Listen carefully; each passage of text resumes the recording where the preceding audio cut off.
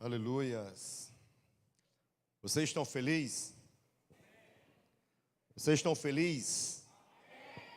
Show, coisa boa. O crente tem que estar feliz, né? Na presença do nosso Deus. Tem que estar festejando, tem que estar se alegrando, porque Ele é digno.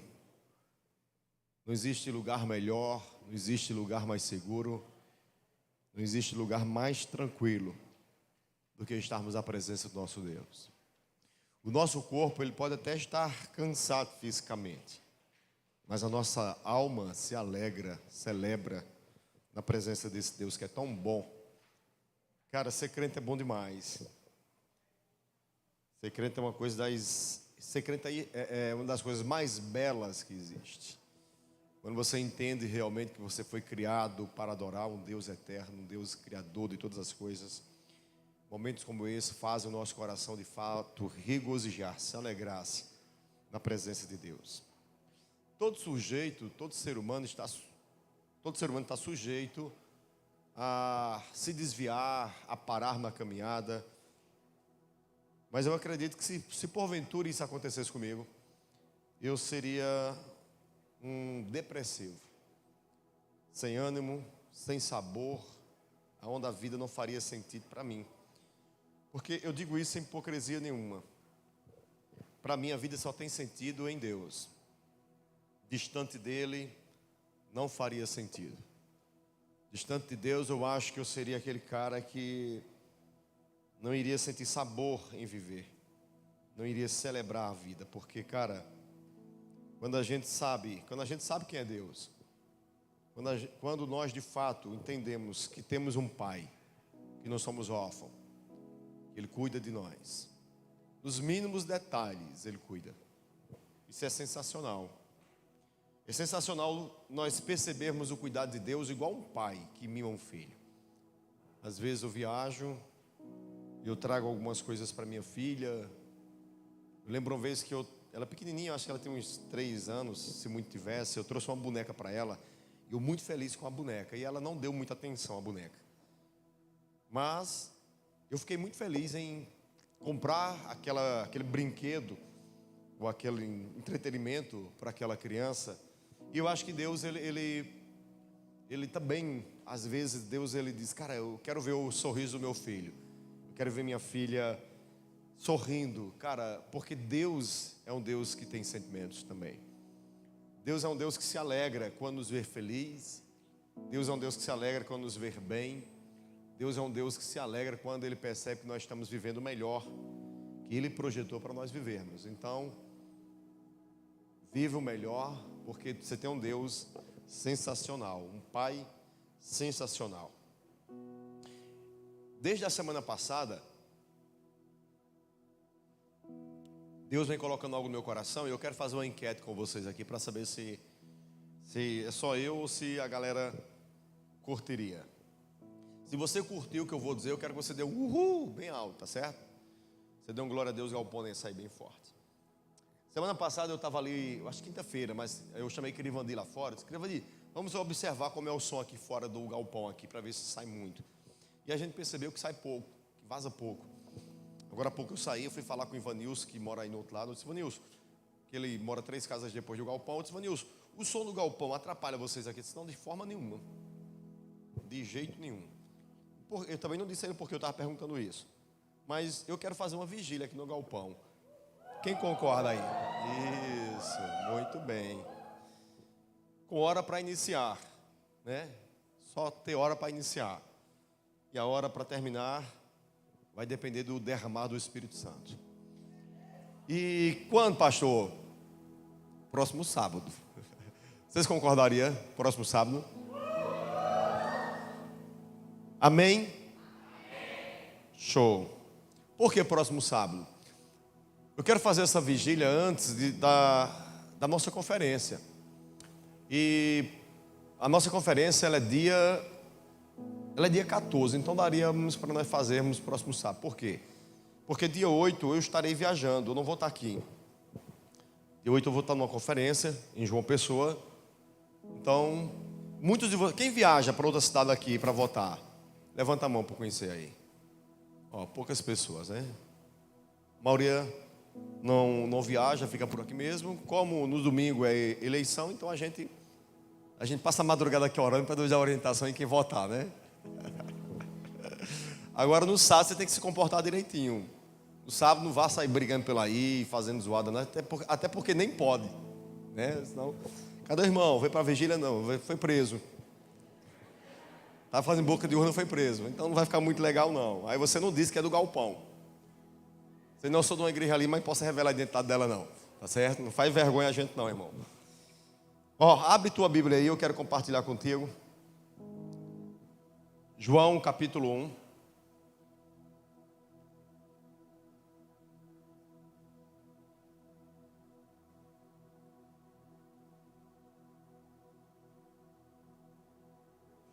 João capítulo 1.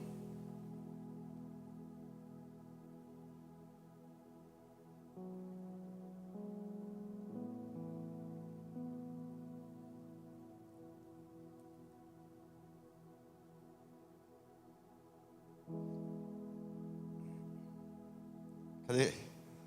Falhou hoje a Bíblia. Tem tela hoje, não é? Tem Bíblia hoje, não? Está processando?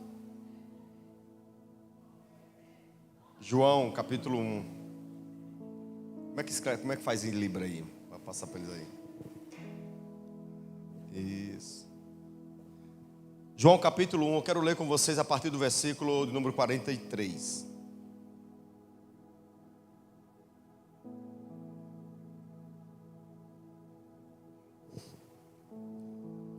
Depois da minha leitura, baixa um pouquinho as luzes, porque quando a palavra é muito forte, eu não gosto de ficar olhando para vocês não, sabe?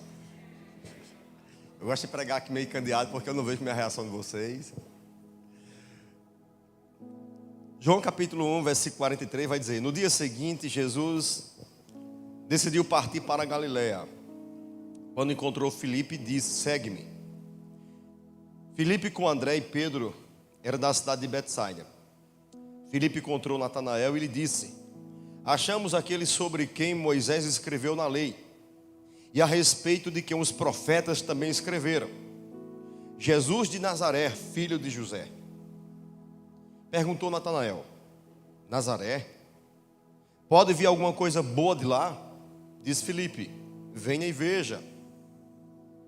Ao ver Natanael se aproximando, disse Jesus: aí está um verdadeiro israelita, em quem não há falsidade.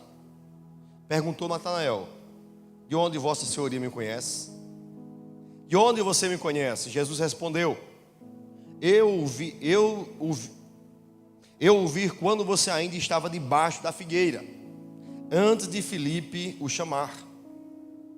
Então Natanael declarou: mestre, tu és o Filho de Deus, tu és o Rei de Israel.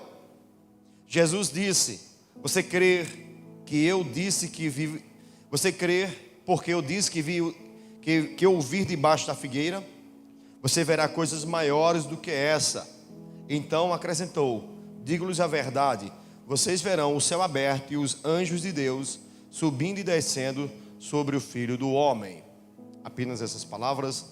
Baixa um pouquinho as luzes ali, deixa só as amarelinhas acesas ali.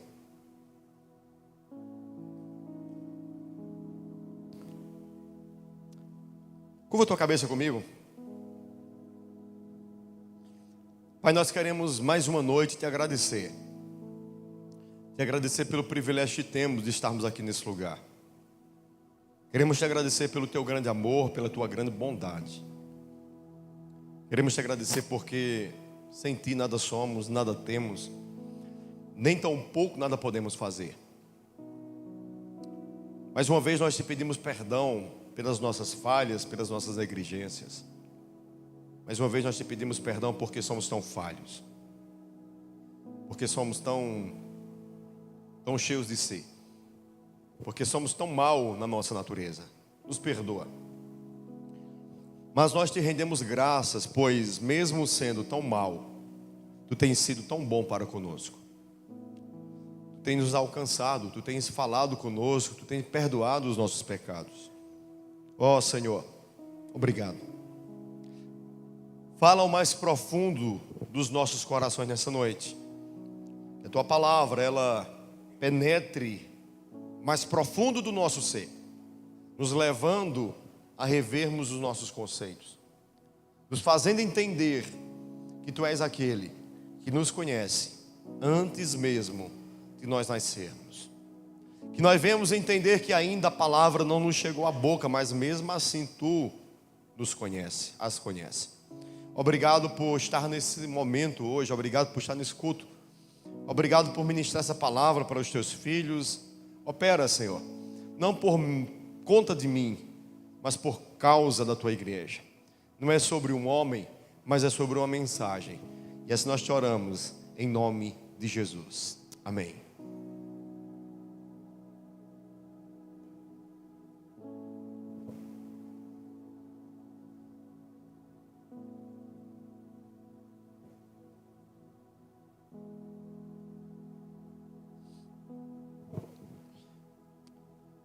Filipe se encontra com Jesus e, como bom novo convertido, cheio do amor, cheio da paixão, ele começa a falar de Jesus para todo mundo. Eu lembro-me quando me converti, eu queria que todo mundo se convertesse. Eu tinha me tornado aquele crente chato. Mas eu queria que todo mundo experimentasse a sensação sensacional, a realização de ter se encontrado, de ter de fato encontrado aquilo que fazia sentido na vida. Eu, Paulinho, quando me converti, eu queria que todos, de fato sentissem aquilo que eu estou sentindo. É justamente isso que Natanael aqui ele sente. Natanael ele se encontrou com o pão da vida, com a água da vida, com aquele que tem o poder, ou melhor, Filipe, com aquele que tem o poder de transformar de dentro para fora, que nos faz de fato percebermos que não fomos criados pelo acaso, mas que fomos criados com finalidade, com objetivos e com propósitos. E Filipe se encontrou, teve esse encontro impactante e começa agora a falar de Jesus. E ele se encontra com um grande amigo por nome de Natanael. E ele diz: Natanael, nós encontramos aquele de quem os profetas profetizaram. Nós encontramos aquele de quem Moisés falou. E quem é esse? Pergunta Natanael. E Filipe responde: Jesus, filho de José, lá de Nazaré. E ele diz: de Nazaré? Filho de José?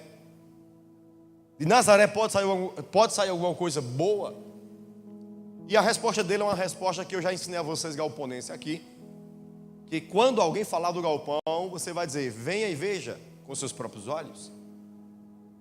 Porque foi justamente isso que Natanael fez, que Filipe fez com Natanael.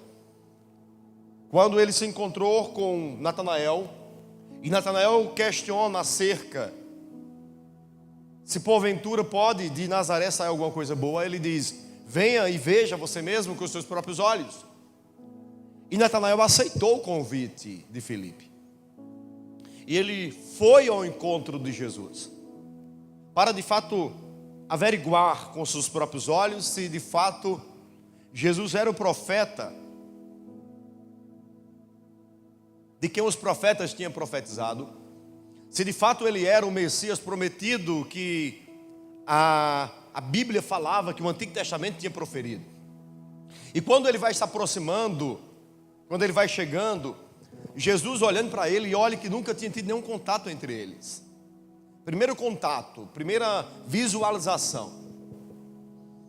E quando ele vai chegando, Jesus ele olha para Natanael e ele expressa as seguintes palavras: eis aí um verdadeiro israelita, um homem verdadeiro, um homem íntegro, um homem em quem não há dolo, um homem sem falsidade alguma.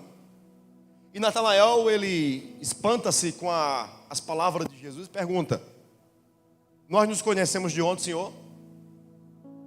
De onde o Senhor me conhece para fazer tamanhas afirmativas? De onde o Senhor me conhece para dizer que de fato eu sou um israelita em quem não há falsidade em mim? E Jesus vai responder algo para ele interessante e curioso ao mesmo tempo. Jesus vai dizer: olha, eu te conheço antes de você chegar aqui. porque eu te vi quando você estava debaixo da figueira. Cara, o que aconteceu debaixo da figueira era um segredo oculto. Pelo que entendemos, nem o próprio Filipe, que era o amigo próximo de Natanael, sabia o que tinha acontecido debaixo dessa figueira. E quando Jesus diz, olha, eu te vi debaixo, quando tu estava ainda debaixo da figueira, naquele momento as pernas de Natanael tremem, e ele realmente agora se prostra e diz, realmente eu estou diante de um profeta. Tu és verdadeiramente aquele de quem os profetas falaram. Porque Jesus ele revela algo na vida de Natanael que, pelo que entendemos do texto, ninguém sabia. O oculto é trazido à tona. O segredo que não tinha sido contado, que estava encoberto, o fato que não foi revelado, foi naquele momento colocado diante de Natanael por alguém que ele nunca viu antes. Por aquele que tem poder de sondar mentes e corações.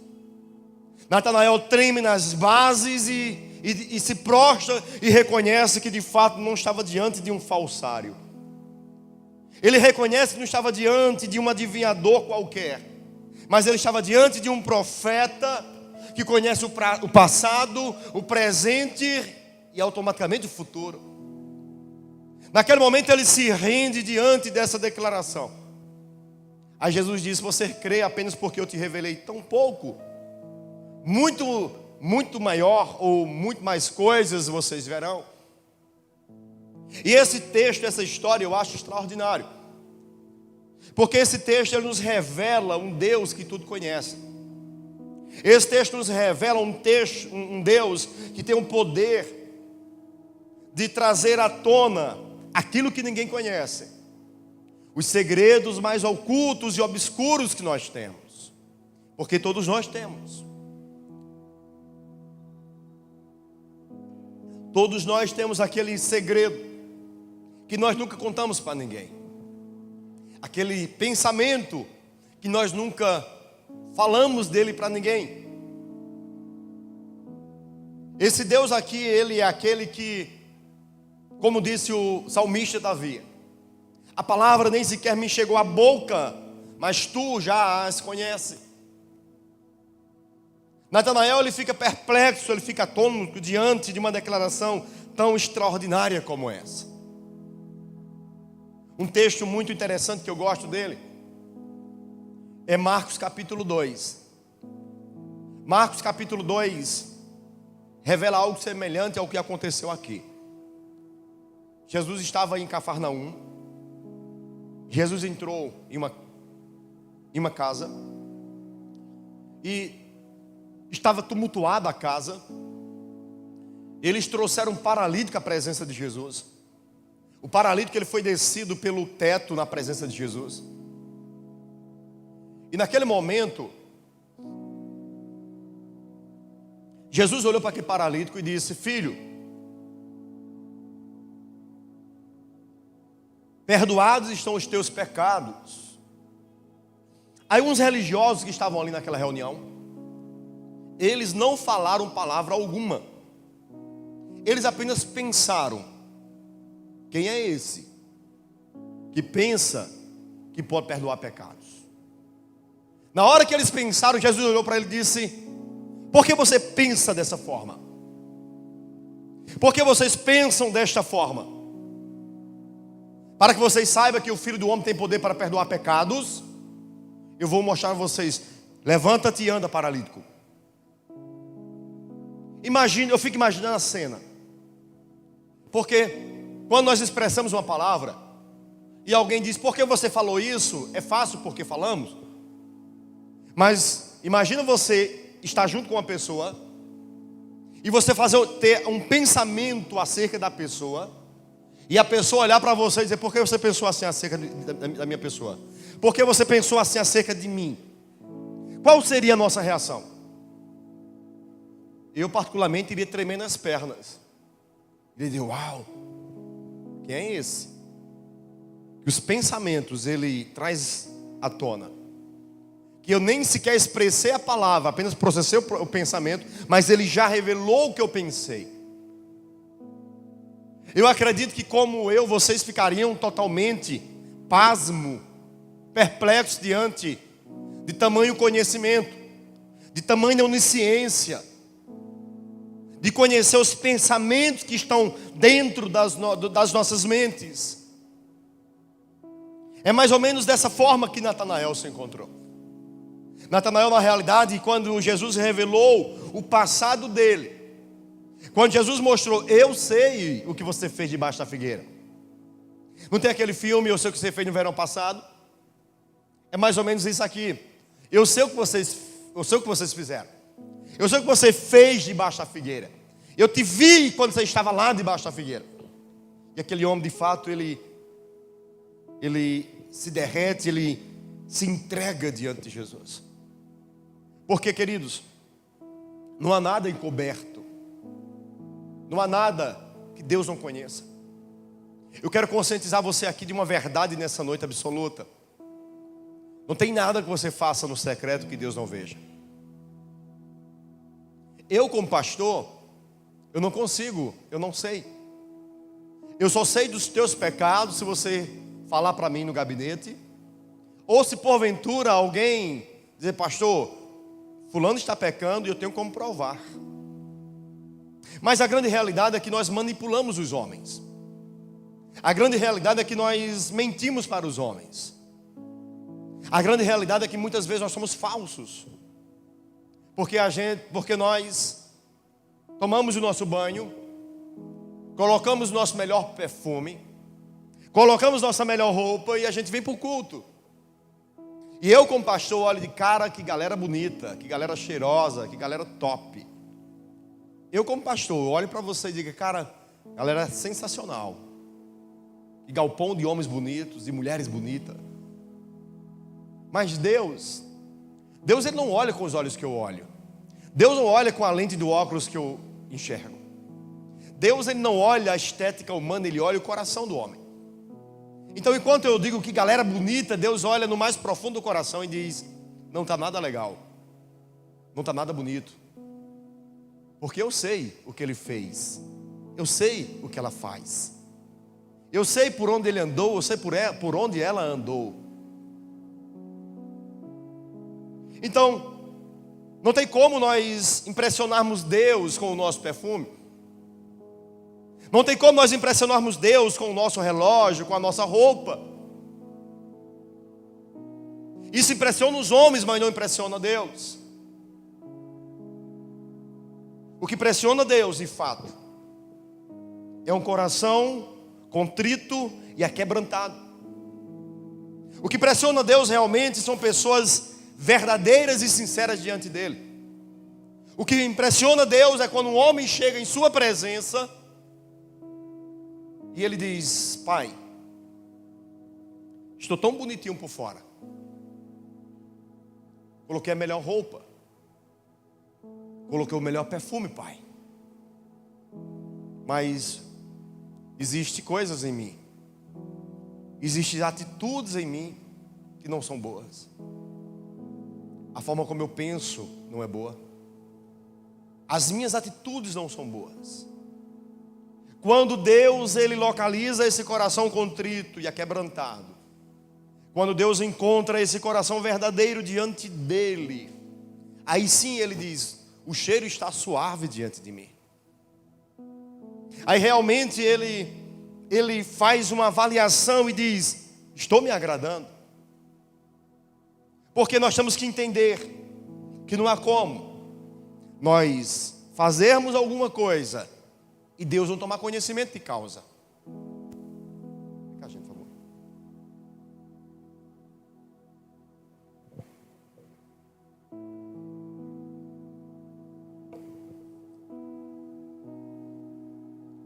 Não há como nós fazermos alguma coisa e Deus não tomar conhecimento dela. Uma vez eu ouvi uma frase de um pregador dizendo o seguinte: se você conseguir pecar escondido de Deus, peque. Vou repetir. Se você conseguir pecar escondido de Deus, peque. Agora, se você não conseguir pecar escondido de Deus, e é claro que nós não iremos conseguir, saiba que todas as coisas estão nuas e patentes diante dos olhos de Deus. Ou seja, não tem como nós fazermos nada e Deus não tomar conhecimento de causa. Por isso é que o salmista, no Salmo 139, ele vai escrever no momento de oração.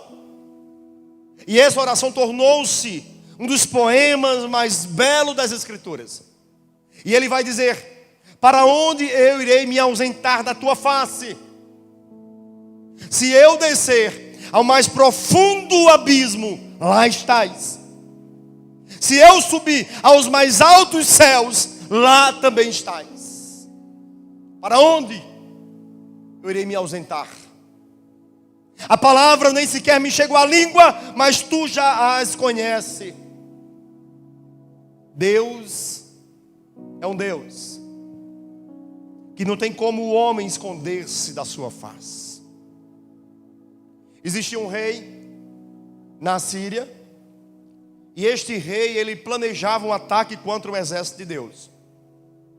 E ele chamava os seus comandantes, e eles traçavam os planos em secreto, e eles diziam: olha, o exército de Israel vai estar passando tal hora em tal local. Nós iremos colocar uma emboscada e nós iremos atacá-los. Eles planejavam tudo no mais sigilo secreto. Enquanto eles planejavam, Deus revelava os seus planos ao profeta Eliseu. Então o profeta chegava e dizia para o comandante da guarda e dizia: olha, não passe em tal local, porque os inimigos estão acampados lá. Automaticamente o povo não ia. Os planos do exército da Síria se frustravam. E isso repetia-se constantemente. Até que o comandante chama todo o seu povo e diz: há um traidor entre nós, porque nós planejamos nossos planos contra o exército hebreu, e alguém aqui está caluniando, está nos revelando nossos planos para eles. É quando alguém levanta a mão lá e diz: não, meu senhor, não tem nenhum traidor entre nós. O problema é que lá existe um profeta por nome de Eliseu, e tudo que o senhor faz no secreto, Deus, o Deus dele, revela a eles. Ou seja, não tem como. Tudo está nu, tudo está descoberto diante dos olhos de Deus. Os nossos pensamentos, as nossas atitudes, os nossos pecados são conhecidos de Deus. Você pode andar, correr para onde você bem desejar, entendendo que não tem como você escapar dos olhos de Deus. Deus tudo vê, Deus tudo sabe, Deus tudo conhece. E tolo é o homem, tolo é a mulher que pensa que Deus não vê. Então muitas vezes nós chegamos no culto tão bonitinhos, tão cheirosos, aí nós abraçamos uns aos outros, e pós-culto comenta-se como a roupa da irmã estava bonita, como o irmão estava elegante. Só que Deus lá do alto, Ele olha e diz: não estava nada elegante, não estava nada bonito, porque eu vi antes dele chegar no culto. Eu sei por onde ele andou, eu sei por onde ele passou, eu sei o que ele fez no secreto e não confessou. É justamente isso que acontece aqui. Quando Natanael chega, Jesus diz: olha, eu te conheço, eu sei o que você fez debaixo da figueira. Ninguém sabe, mas eu vi, eu conheço as tuas obras. E naquele momento aquele homem, ele treme diante daquilo que de fato estava revelado entre ele e Deus. É esse entendimento que nós precisamos entender. Hoje em dia, infelizmente, as pessoas brincam de ser crente. E sabe por que as pessoas brincam de ser crente? Porque as pessoas não sabem ao Deus que servem. As pessoas não conhecem Deus. Por isso é que, infelizmente, Me dê 2 minutinhos, por gentileza, senão não vou conseguir pregar, não.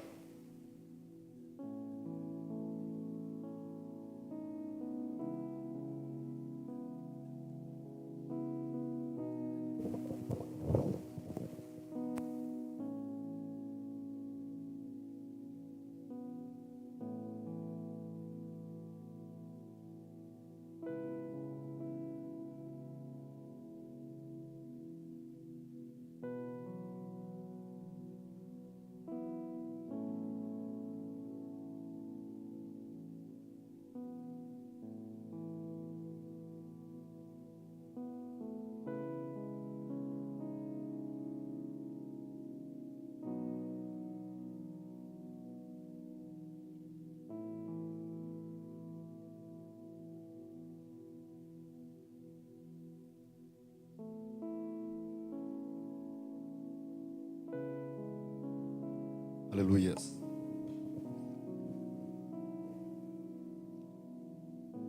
Então nós temos que ter esse entendimento. Que não há como nós fazermos algo e Deus não toma conhecimento do que nós fazemos no secreto. Que todas as coisas estão nuas, reveladas diante de Deus. Pastor, então o que eu devo fazer diante disso? Nós precisamos entender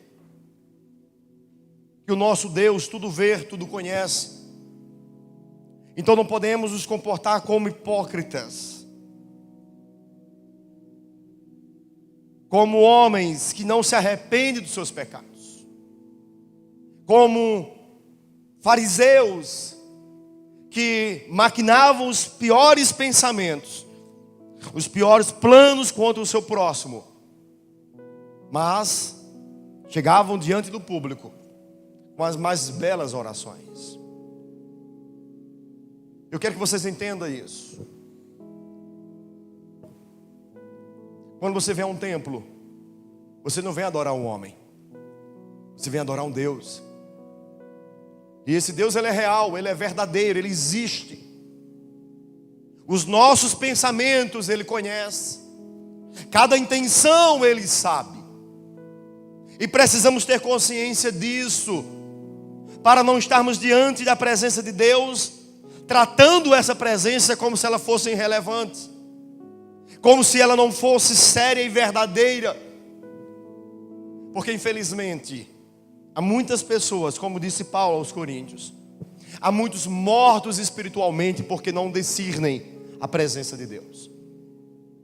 Há pessoas que infelizmente tratam o culto como se o culto fosse uma coisa banal, um jogo de futebol, um comício qualquer, e não é. O que acontece nesse momento é simplesmente sobrenatural. Deus, ele traz o oculto, ele revela o escondido. E nós precisamos de fato temer diante de Deus. Por isso é que o Salmo 100 vai representar isso muito bem. Por isso é que o salmista ele vai nos mostrar que ao chegarmos, que adentrarmos as portas do culto, do altar, do templo, nós temos que ter toda a reverência para com o nosso Deus. Porque tudo ele conhece, tudo ele sabe. Quando você entrou por essas portas ali, alguém te disse, seja bem-vindo, boa noite. Mas Deus olhou para você e disse, eu te conheço. Eu vi. Eu sei o que você fez e por onde você andou. Porque não se trata de um homem para outro homem. Se trata de um Deus que está entre nós. Precisamos ter temor diante do Senhor. Precisamos sim nos arrepender dos nossos pecados. Eu tenho aprendido, e não se espante, não é heresia o que eu vou falar, mas Deus não tem problema com o pecado. Não é isso, pastor? Deus não tem problema com o pecado. Deus tem problema com o pecado não confessado. Porque se Deus tivesse problema com o pecado, Ele não teria comprado uma geração de pecadores. Ele nos comprou mesmo sabendo que a gente tinha pecado. Então o problema de Deus é com a falta de confissão. É com o fingimento. É quando nós tratamos Ele como se porventura, como nós tratamos o outro, que fazemos de conta que ninguém viu, ninguém sabe, então tá beleza. Tá não, irmão. Deus viu, Deus sabe, Deus conhece. Então o que precisamos fazer mediante essas revelações, mediante essas verdades, precisamos tremer e nos arrepender dos nossos pecados diante do Senhor. Precisamos de fato entender que Ele rejeita orações falsas, mas Ele não rejeita corações sinceros. Ele não rejeita um cristão que chega diante dele e chora dizendo: Pai, eu não deveria ter feito, mas eu fiz. Eu não deveria ter ido, mas eu fui. Eu não deveria ter falado, mas eu falei. Pai, me perdoa, pois eu sou um miserável pecador. Aí você vai se deparar não com Deus que vai apontar, mas você vai se deparar com Deus que vai dizer: tudo bem, meu filho, eu conheço suas fraquezas e tem mais, eu sou capaz de te perdoar, porque tudo que você já passou, eu passei um dia também. Então precisa ter esse reconhecimento, precisa se entender de quem nós estamos falando, diante de quem nós estamos, porque quando de fato nós entendemos isso, aí realmente nós chegamos diante de Deus, não como uma geração de hipócritas, não como uma geração de homens arrogantes, que estão arrotando santidade, quando por dentro estão podres. Quando nós reconhecemos o Deus que nós servimos, quando nós sabemos que os seus olhos é como chama de fogo, que tem poder de penetrar o juízo, de entrar dentro do coração, quando nós entendemos quem é o Deus o qual nós servimos, a gente não chega no culto se sentindo melhor, ou achando que nós somos menos pecadores do que o outro. A gente simplesmente olha para dentro e diz: Pai, me perdoa pelos meus erros, pelas minhas falhas. Eu não sei como você chegou. Você está mais aliviado com isso, né? Eu não sei quais são os teus pecados. Eu não sei quais são as áreas as quais você precisa melhorar. Mas eu quero te conscientizar uma coisa: tem uma aqui entre nós que sabe, irmão. E não tem como fugir dele não, cara. Os seus olhos são como chama de fogo. A tradução no original do grego, ser, ele tem o poder de penetrar no juízo e no coração e trazer para fora os segredos mais ocultos que nós muitas vezes praticamos. Então eu quero nesse momento encerrar essa palavra com você, convidando você para você fazer a oração diante de Deus, convidando você para você se humilhar nessa noite diante dele, irmãos. Porque, o problema não é o pecado, o problema é a falta da confissão do pecado. Coloca por gentileza na tela, 1 João, capítulo 2. Apaga as luzes por gentileza aqui. Cadê nossa mídia?